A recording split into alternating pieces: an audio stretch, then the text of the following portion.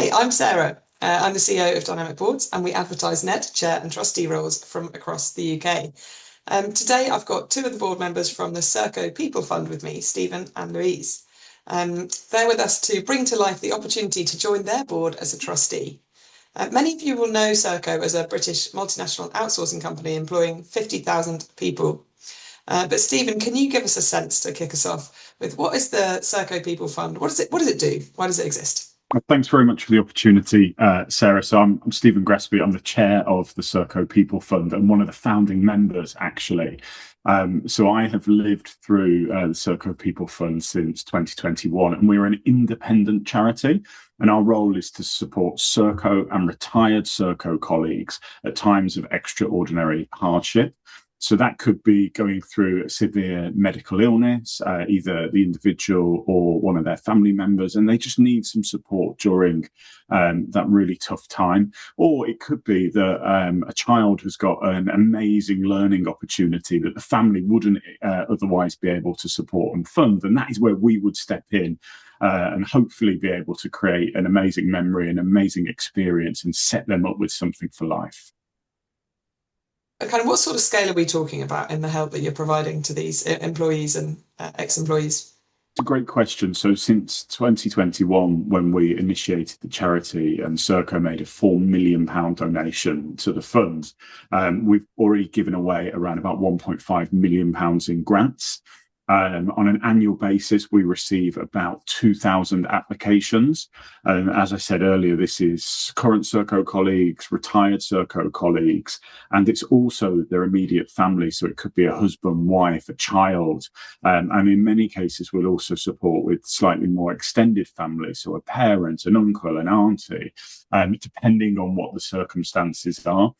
So we are an international charity. Although we're based here in the UK, our charity also covers a number of countries in the Middle East, Australia, and we're looking to expand across Europe as well. And we've also got a sister charity in North America that we donated £500,000 to. And then we say a sister charity because there's slightly different regulations and rules in the US and Canada.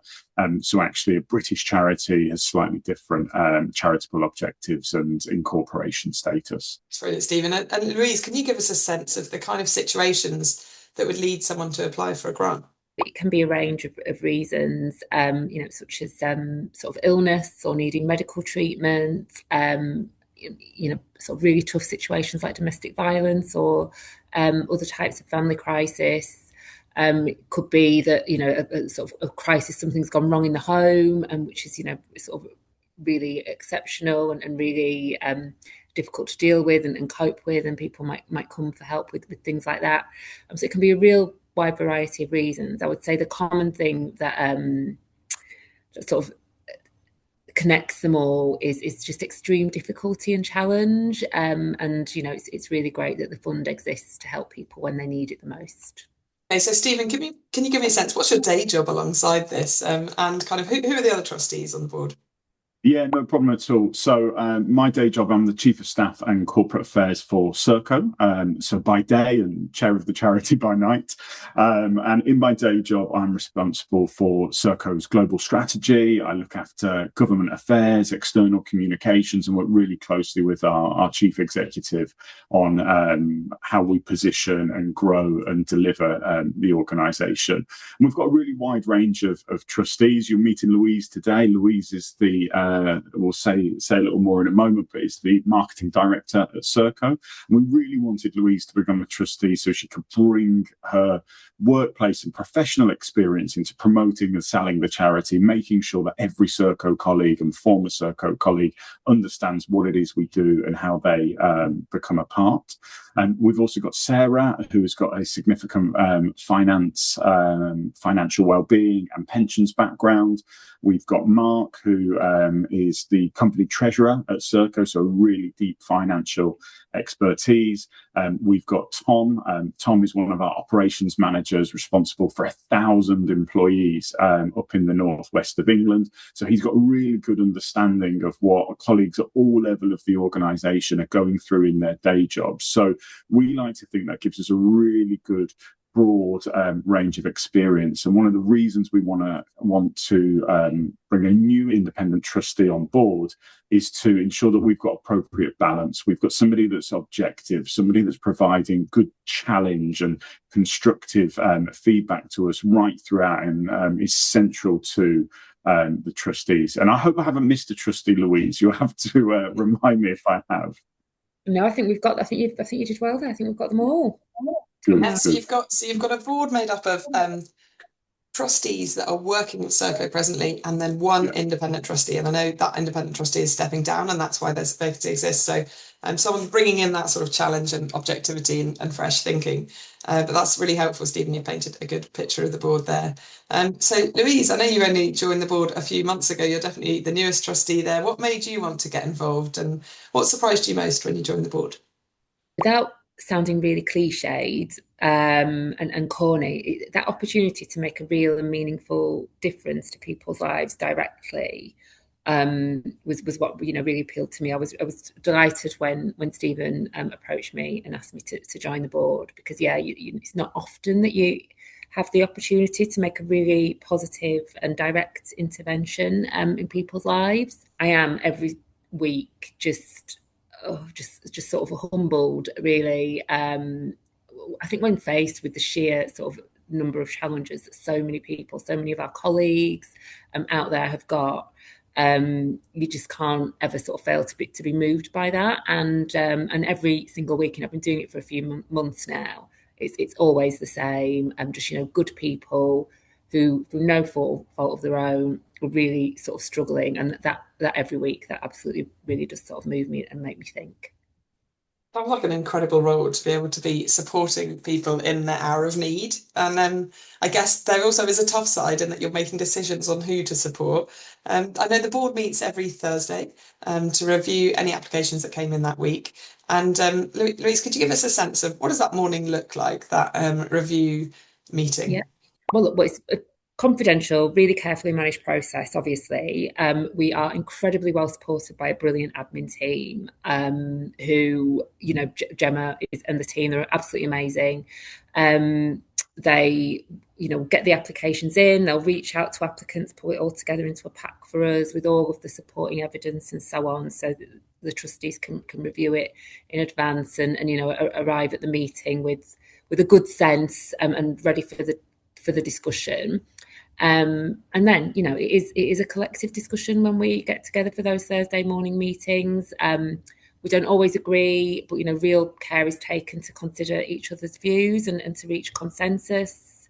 Sometimes cases might require more information. We might need to go back to an applicant and say, we're really open to the idea of helping you. Can you help us to understand more about what's going on here? I think it's for me, the sense that we're balancing, I think, the compassion and that starting point of wanting to do the right thing with the, the responsibility for making sure that the charities funds are distributed appropriately and fairly and consistently. I would say I think around a third of applicants ultimately receive support. So I think it's just, for me, again, as I was saying before, it's just to be able to sort of be involved and understand how what we're doing sort of directly impacts people's lives is a really positive thing. And Stephen, I guess, what about when those decisions are pretty tricky? How do you approach making those decisions? Well, they're always difficult in the sense that we read and we learn of some really tough and sometimes harrowing circumstances. So they're tricky in one sense, that they can be a really difficult read and that you can carry that with you throughout the day. But also they can be tricky in the sense that we have a difference of opinion, and having a diversity of trustees is really important to me. It's really important that we don't carry unconscious bias, and that we try and assess every applicant on its own merit. We anonymise personal information from the applications for precisely that reason, so we don't jump to conclusions and don't jump to assumptions. But as Lou said, we always have a really thorough and considered decision and discussion, and ultimately 9 times out of 10 we'll get to consensus. But also we do have a mechanism where, as long as we have a quorum of trustees who are in agreement, we will default to that where required. But I think it's very, very rare that we disagree when all is said and done. Thank you. Yeah, and this is an unusual board role in that for loads of roles, there's a heavy governance and sort of process aspect to being on a board. This role, that area is lighter. It sounds like, it's a well-oiled machine in how it works. And actually a huge amount of the proportion of your time as a trustee is going to be spent with the other trustees, making collective decisions well, discussing and debating. And that is so strong, and what a fantastic experience for someone coming onto this board. Stephen, we mentioned, so there's Serco employees on the board and this one independent trustee. Why is that mix important? It's really important, first and foremost, for that diversity of thought. So as the majority of the trustees are Serco employees, we naturally have a bias towards Serco people. We understand the brilliant work they do delivering for our customers around the world, day in and day out. So it's our natural inclination to want to support those people. Now, we have a very strict criteria that we have agreed with the Charity Commission, and it's really important that we stay within the bounds of our charitable scope. So I think it's really important that the independent trustee helps keep us honest around that. And sometimes we will want to support when it doesn't fall within our charitable scope. And it's really important that even in those instances, and it can be really hard to say no to somebody, that we are meeting our obligations and our charitable rules. Also, we'd love to have somebody that's got a different background to the rest of us. So as I said, we've got marketing experience with Louise, we've got on-the-ground experience with Tom, Mark and Sarah have got a finance background, but somebody who brings something different, has a different way of thinking, has a different approach to problem solving and looking at the world. So Jackie, our current independent trustee, has been an incredible asset. We're absolutely gutted that she is moving on to bigger and international things, but we value her contribution. Jackie's background was around audit and risk management, and that's been incredibly powerful as the charity went from its infancy. We grew in our confidence, we grew in the robustness of our operations, we strengthened our processes and procedures. So somebody that can bring something different, I think will just add huge value, certainly to me as chair, but I think to all of us as trustees. Thank you, Stephen. So what does good governance look like for a charity like this, and particularly one that's so connected to a large employer? So good governance looks like very robust policies and procedures in place that are regularly reviewed, they're tested, they're stress tested, and that we spend genuine time understanding how they work, whether they're sufficient and whether they're doing what they are in place to do. So we test them all regularly at a quarterly meeting. We review our risks on a quarterly basis. We review our processes and procedure, and we all encourage a really transparent approach. So unfortunately, we have had one occasion where somebody attempted fraud against the charity, an applicant, that was unfortunately disingenuous. Our processes were robust enough to be able to highlight that. We thoroughly reviewed that instance. We reported it to the Charity Commission and to the police, actually, in this instance. And then we further improved our processes and procedures off of the back of that. So that's what good governance looks like. We have an obligation to ensure that every penny of the Serco People Fund's money is spent creating as much positive impact as it possibly can. Have you got a sense of what kind of person would thrive in this role, and who might sort of underestimate maybe how well suited they are? I would say be open-minded on your background and experience. I don't think that we're looking for a specific profile. Obviously, as Stephen said, Jackie came from that audit and risk background and so on. But as trustees, we're open to people from different backgrounds, and we'll sort of consider what people can bring to the role on merit. So don't rule yourself out is what I would say. I think, good judgment, somebody who can think independently, challenge constructively, and I guess, yeah, sort of be really open-minded would be great. The strongest candidates might not necessarily see themselves as trustee material, but actually might have an awful lot to offer.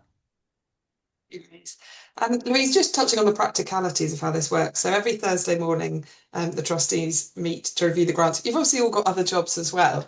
How does that work practically? I think it's just carving out the time. I mean, as I said, our admin team are brilliant. So you sort of know that on a Tuesday, you know, we'll get a note from Gemma saying, right, the trustee pack's there, it's there to review and so on.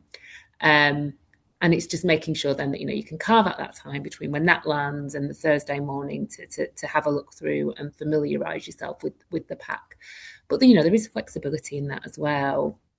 And we're all really busy people. Sometimes you don't have the chance to read through all of the pack or even read the pack at all in the meeting. But because we have a summary of the cases and so on in the meeting, and we discuss them and that time is given, you're not at a disadvantage for doing that. It's not like I've got to do my homework before the trustee meeting. It's not that sense at all. I think as well, you know, if you can't attend every single week, that's okay. That flexibility is there in terms of, you know, there are enough as long as there are enough trustees on the meeting to sort of reach that quora. It's okay. There is that flexibility to move forward in that way. So look, it's a responsibility, absolutely. You know, which we want people, somebody who will take that seriously and make the time. But there is absolutely the flexibility within the process.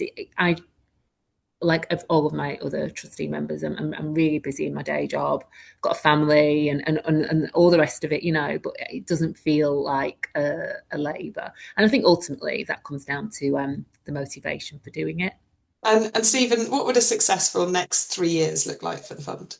Continue to do more of what we're already doing. So supporting Serco colleagues, their families, and retired Serco colleagues and their families at times that are, in some cases, incredibly difficult.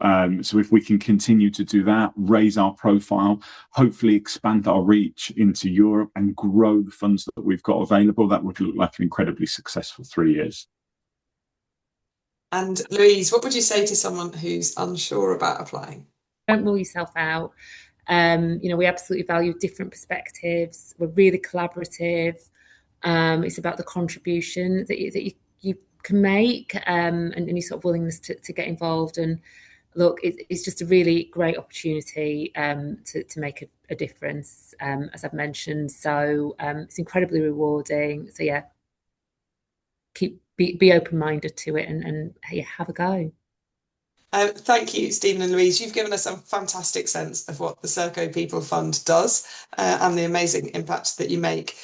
For all of those who are watching, I hope that this has given you a good taster of what it'd be like to become a trustee with the Serco People Fund. If you've got any questions, we've got an email address on our advert on Dynamic Boards listing, and you can reach out to Tom at the Serco People Fund and have a chat with him about the role. There's lots of information in that advert, but if you want to reach out, he's very happy to have a chat. Good luck with your applications. And Louise and Stephen, thank you so much. Thank you very much. Thank you.